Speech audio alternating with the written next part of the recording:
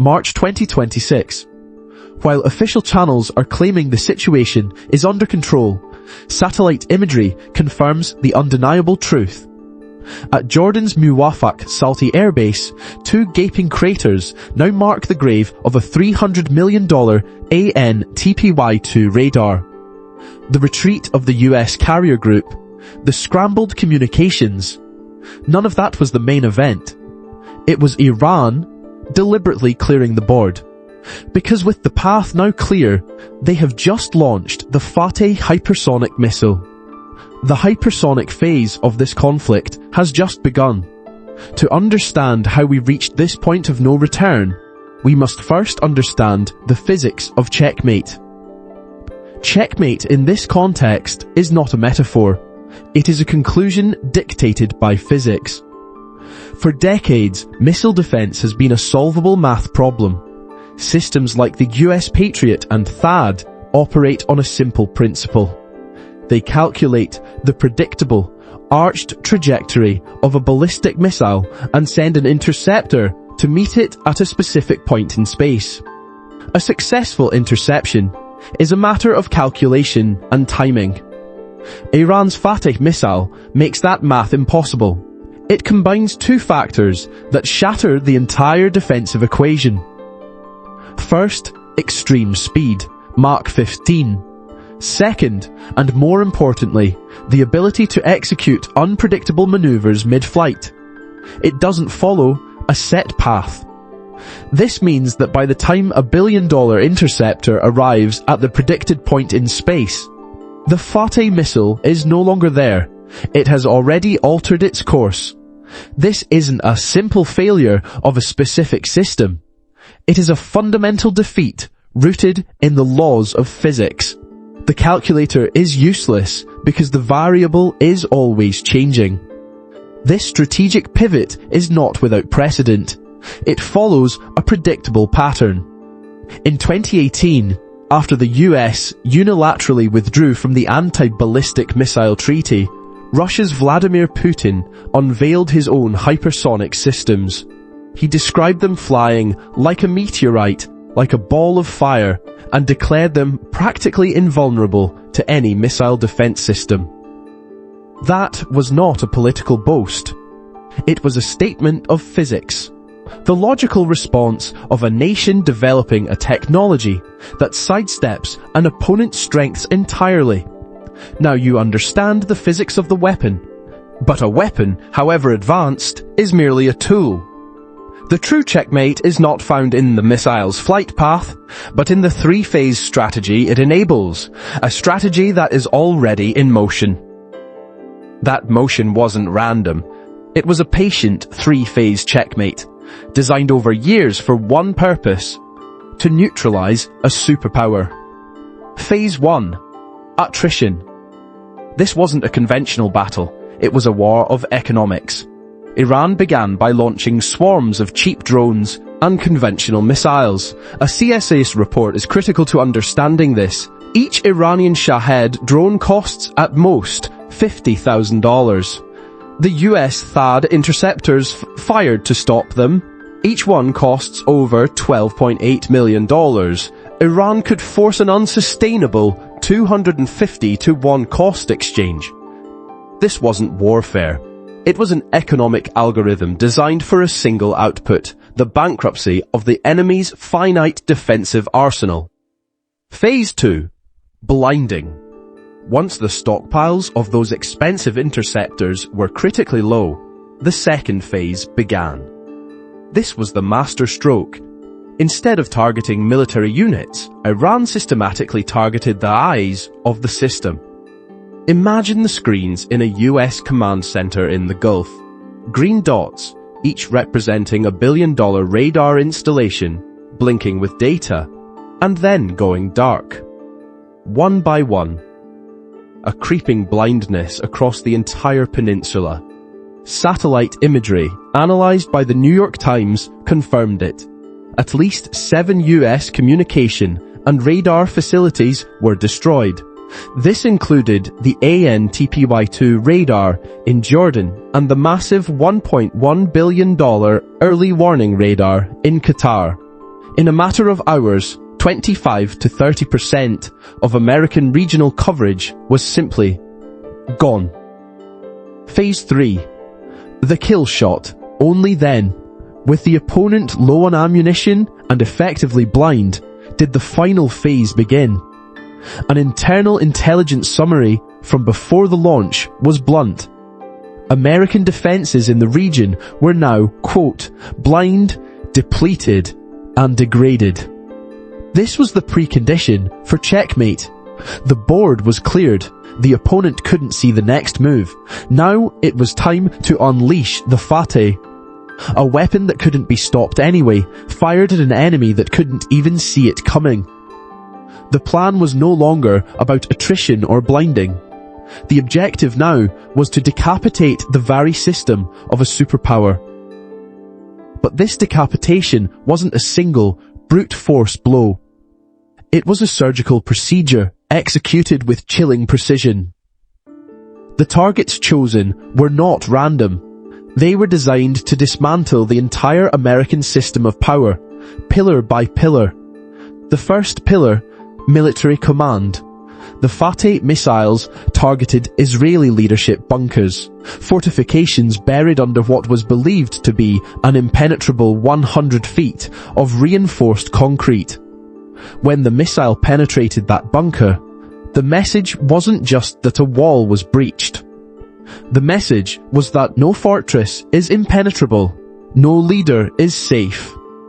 The second pillar was even more audacious. The economy itself. Another missile didn't arc towards a military base. It terminated on a sleek modern building in the Gulf, an Amazon Web Services data center, which was confirmed to be set ablaze. This wasn't just an attack on a building. It was an attack on the very concept of modern commerce. That structure wasn't just a collection of servers in the desert. It was the cloud infrastructure running businesses from Africa to South Asia. The strike didn't just break hardware, it broke supply chains. It shattered financial models.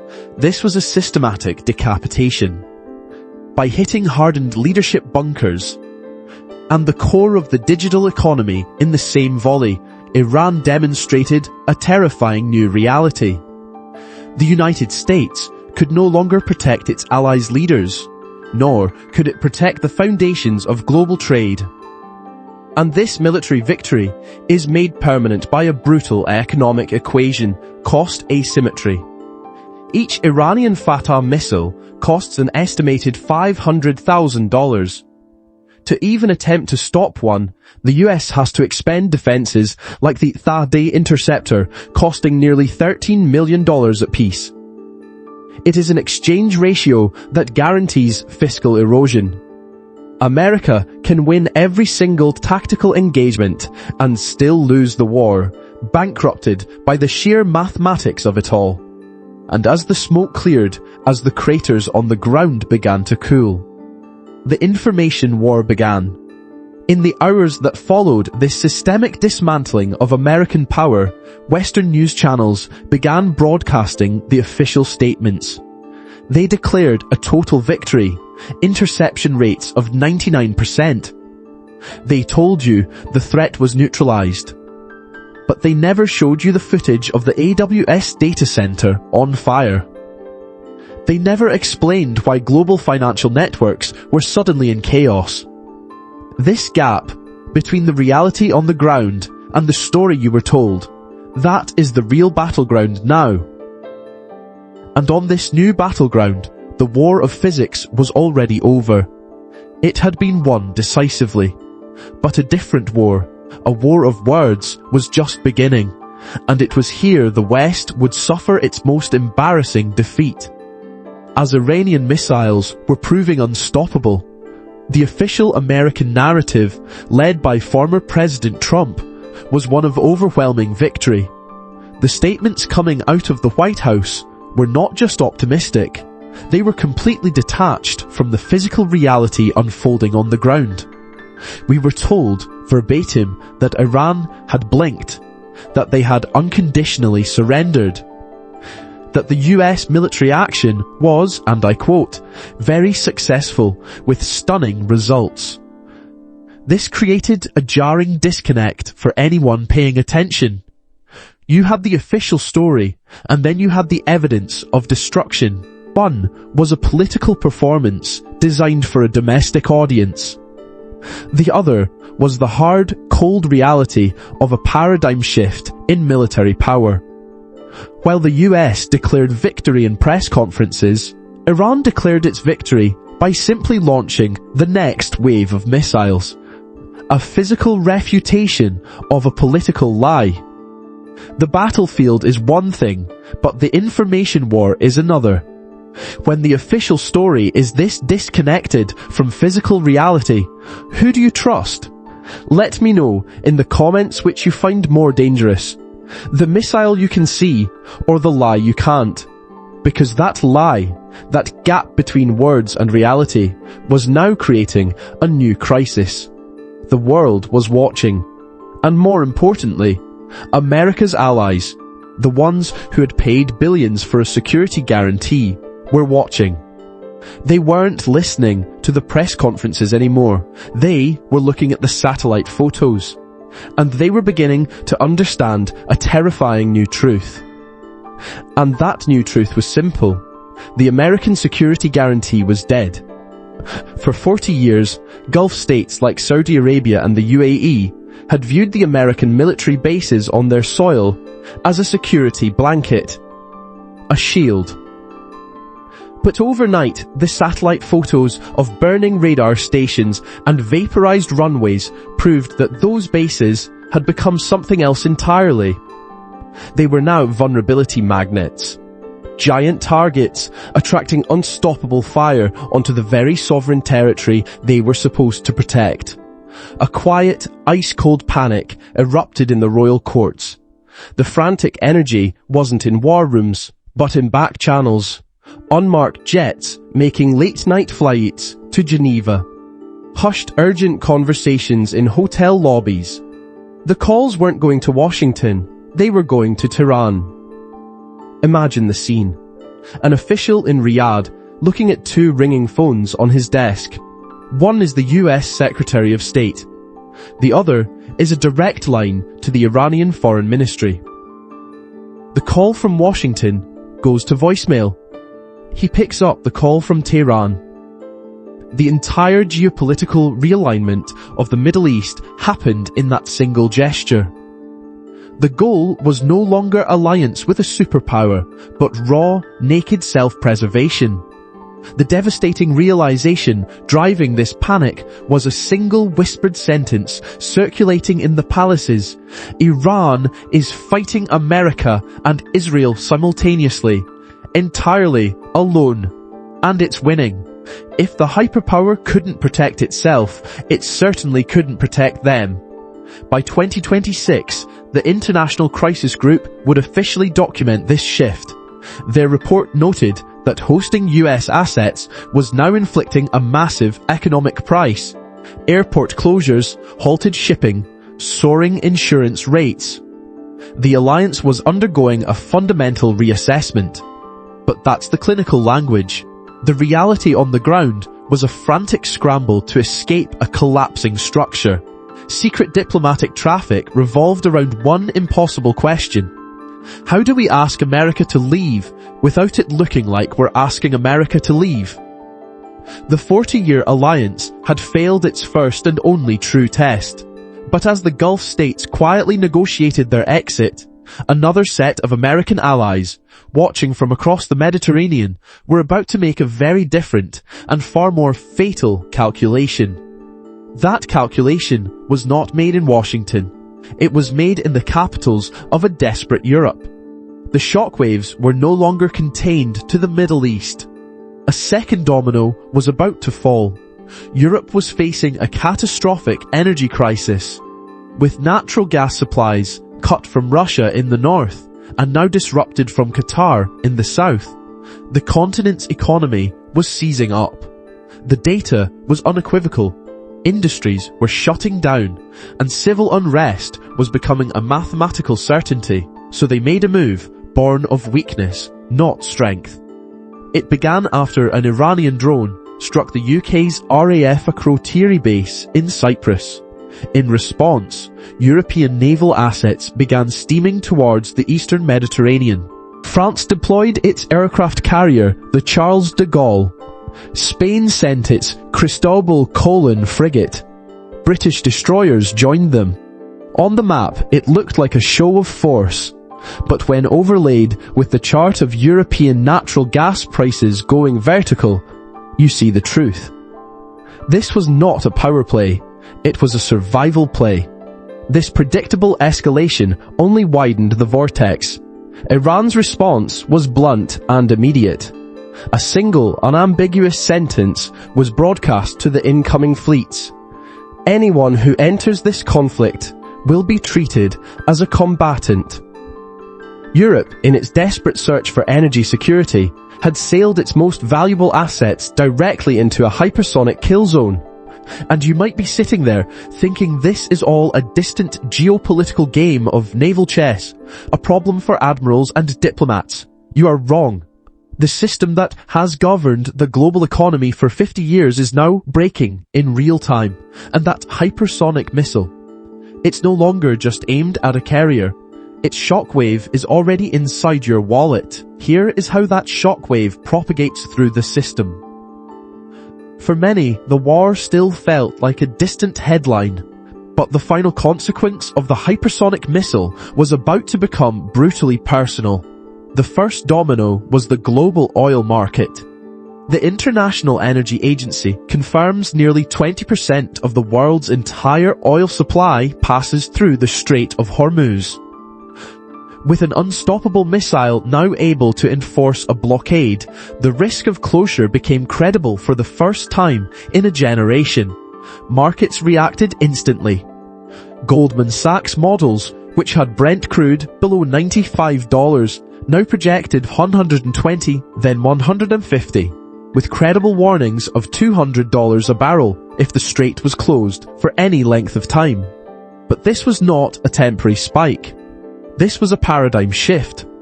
The existence of Iran's hypersonic shield introduced a permanent structural risk premium into energy markets. Think of it as a permanent tax on uncertainty. Because the threat is now constant, the risk must be permanently priced in. Energy prices would not just go up, they were mathematically guaranteed to stay up, establishing a higher baseline of cost for the global economy for the next decade. This oil shock quickly metastasized into an everything crisis. The chain reaction was simple and devastating. The price of your gasoline went up. Then the price of the diesel for the truck that delivers your food went up. Then the price of the food itself. The rising cost of energies cascaded through every global supply chain, driving up the price of food, electronics, and all manufactured goods.